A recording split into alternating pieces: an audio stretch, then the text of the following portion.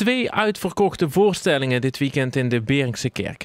Daar werd door de jubilerende verenigingen het Dorp dat in mich woont opgevoerd. Een muzikale voorstelling over Beringen, verteld door de heilige Sint-Jozef.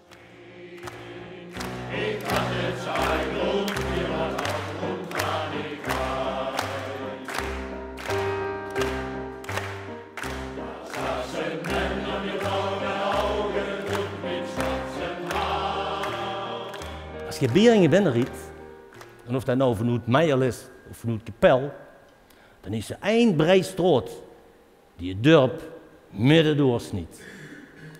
En die straat, dat is een echte dorpstraat.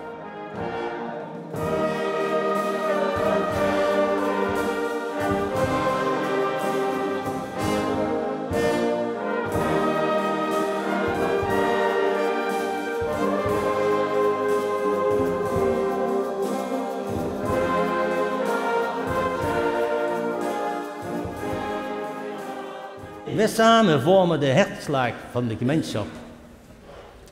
En de hartslag heeft voortdurend onderhoud nodig aan voeding. Om de kwaliteit en de conditie van het dorp vast te houden. Muziek was er van Fanfare Sint-Jozef, het KBO-koor en mannenzanggroep Bonaparte. Het was een gevolg op het succesvolle Van Verzet naar Vrijheid uit 2019, ook in de Beringse Kerk.